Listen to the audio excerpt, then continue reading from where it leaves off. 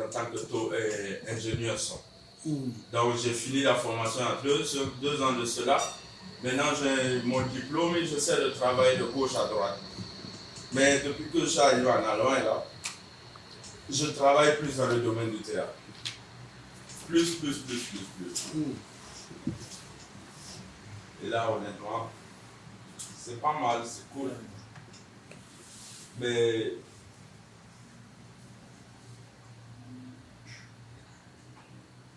comment on va dire ça?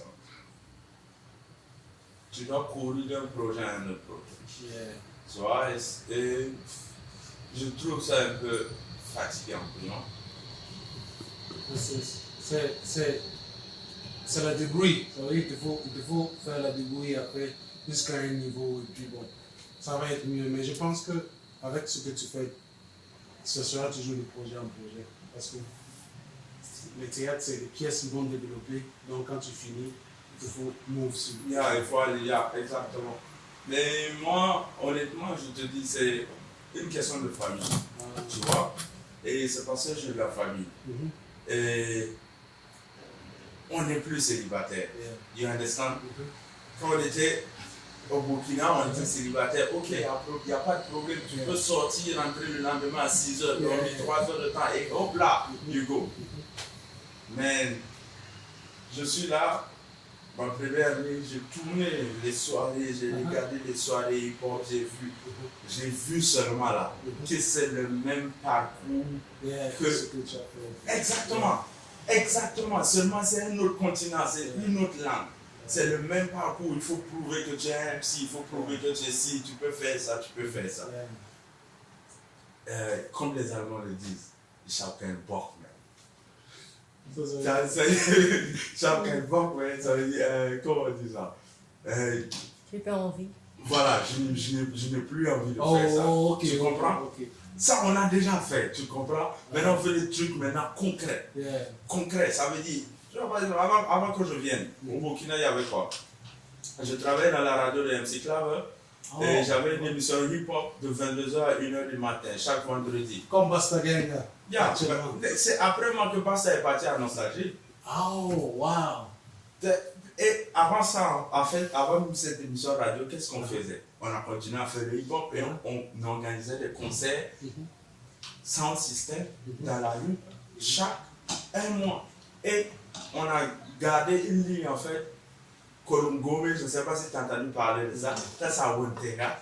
Et on a commencé, il n'y avait pas de sponsor, je te dis. On a commencé, il n'y avait pas de sponsor, il n'y avait rien.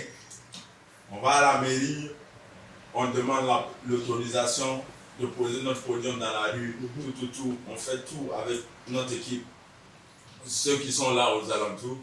Et aujourd'hui, quand tu regardes les posts sur Facebook ou quand tu appelles les gars, il y a des sponsors qui suivent le projet maintenant.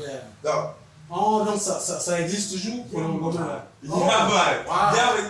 c'était la quatrième édition. Je ne sais plus c'était la quatrième édition. Mais actuellement, qui gère ça? Je ne sais pas si tu connais tu connais Déo DLP de One Tank Land. Bon, le nom, je connais. Et même Basta Gang, en fait partie encore de l'organisation de ce festival. Donc c'est un festival carrément. Oh oui. Wow. Un festival avec ses moyens de bord. Parce que ça a commencé comme ça, qu'est-ce qu'on faisait en fait? On donnait l'opportunité en fait aux gens underground de se présenter sur la scène. Donc tu viens, tu présentes ton morceau et on faisait en fait un casting. Si tu viens, tu présentes ton morceau, ton freestyle no good, sorry bro, you know you have to go to work. Non. Faut pas, parce que faut pas avoir se mentir. Il faut que les choses évoluent là. Non, c'était comme ça le début. Maintenant, aujourd'hui, ils font écriture, atelier écriture,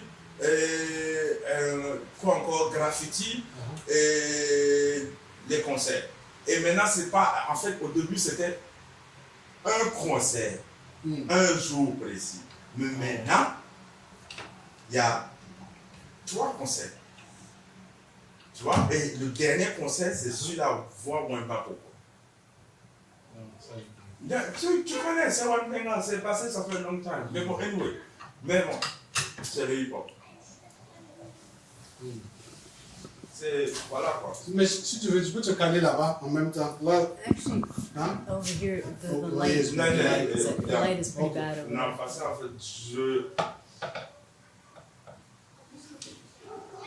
parce que je les connais. Ah, Dès que je les connais, ils vont rentrer. Ah, yeah. Ils vont rentrer. Là, ils sont là actuellement, là, c'est pour venir rentrer. Tu vois?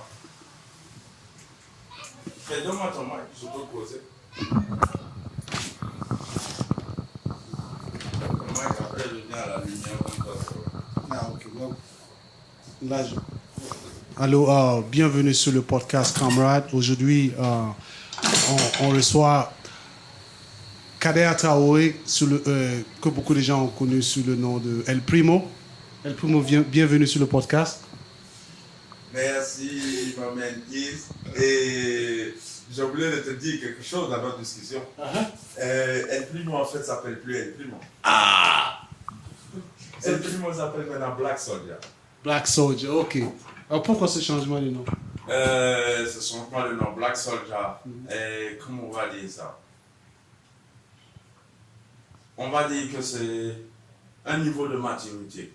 Parce que El Primo, c'est un nom en fait que j'ai choisi comme ça en fait. Ça avait une signification au début quand j'ai commencé à faire du hip-hop. Et la signification c'était le cousin. C'est pas El Primo comme le premier, El Primero.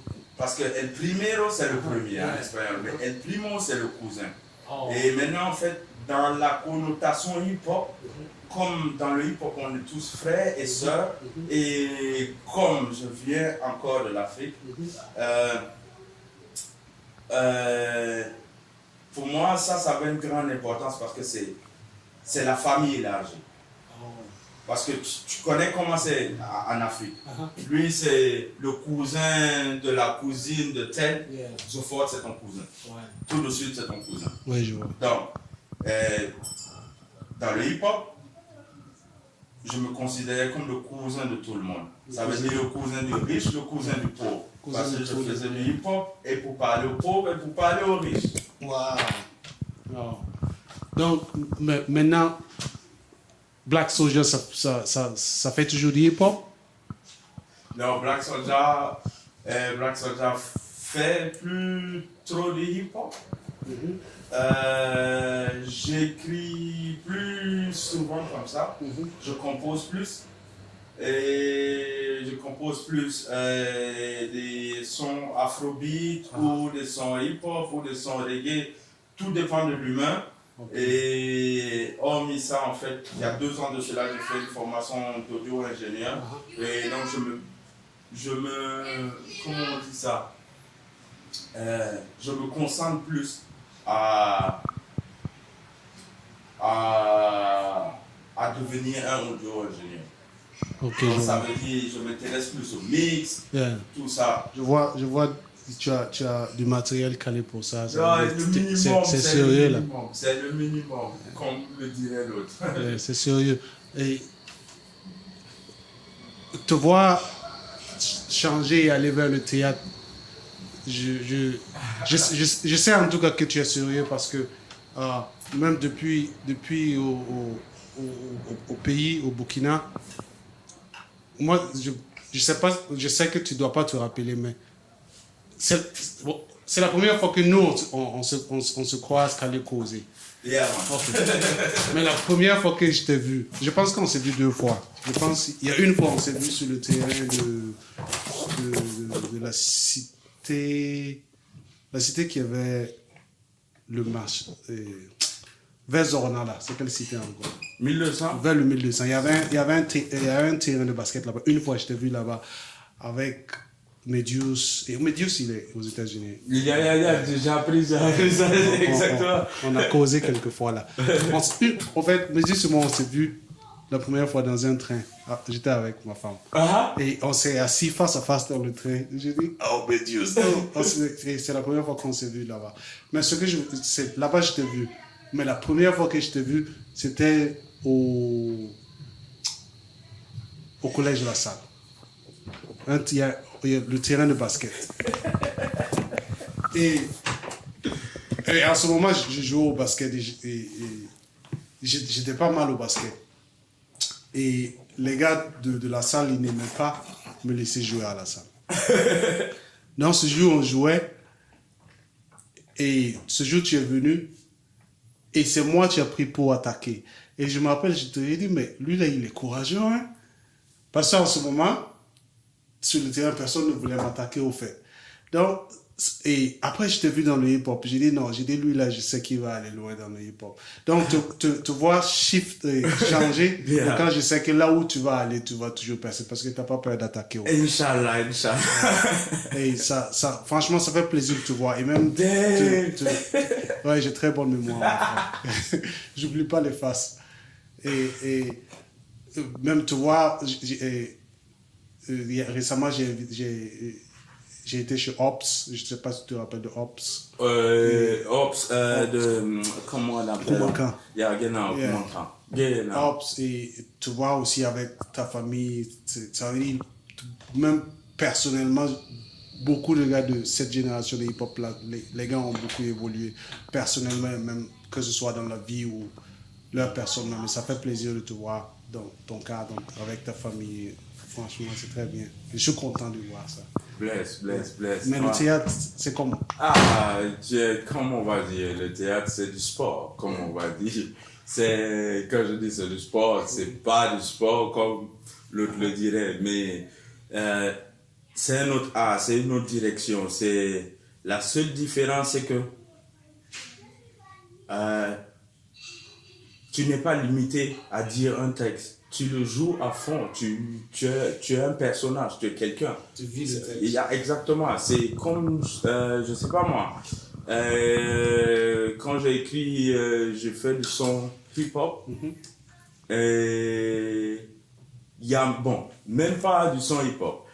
Là même, il n'y a pas longtemps, en fait, j'ai écrit un son, en fait, j'essaie de partir dans une direction reggae, peut-être plus tard, je te ferai écouter ça, et c'est pas fini, c'est encore un mix. Le truc, c'est que quand tu chantes, tu ressens le texte, mais tu n'es pas un personnage. Tu parles pour quelqu'un d'autre ou tu parles de ta propre expérience, right? Mais dans le théâtre, ce que j'ai appris, et je remercie ce monsieur qui m'a fait venir dans le monde du théâtre, il s'appelle Christophe Chénizif, il est mort maintenant en 2010 en fait. Et il disait en fait ceci, dans le théâtre, il n'y a pas d'erreur et tout est permis. Donc, ça veut dire quoi? Ça rejoint un peu la scène. Là où par exemple, tu as ton texte et arrivé à un bout, à un moment, il y a un mot qui flotte. Il y a même les artistes professionnels, ils te le diront. Il y a un moment là où le texte, il flotte. Mais, qu'est-ce qui se passe? Il n'y a pas d'erreur. Seul lui et son équipe savent qu'ils ont commis une erreur et ils continuent à faire le show. Le public n'a pas remarqué. Mais, tout ça pour dire seulement que là, sur la scène, tu es limité. Mais là, dans le théâtre, tu es encore sur la scène, mais tu n'es pas limité. Tu es, comme on va dire, tu es Charlie Chaplin, tu peux jouer Thomas Sankara, tu peux jouer Is, you know.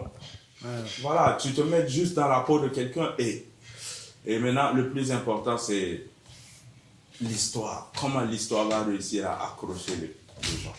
Mais tu sais, le fait que tu fais un peu plus de reggae maintenant, même dans tes chansons passées, tu mélangeais. C'était plein de mélodies, au fait. I try. Je ne sais pas si tu te rappelles de la compile.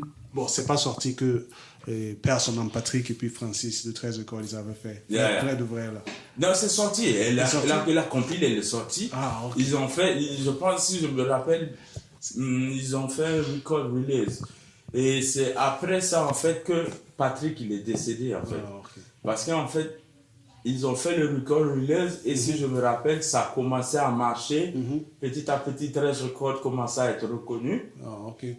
Et là, du coup, le frangin, je pense qu'il avait quoi? Il était drépanocytaire, si je ne me trompe pas. Je pense. Voilà. C'est Francis, je connais. Patrick, je ne l'ai jamais vu. Ok. Paix à son âme. Parce que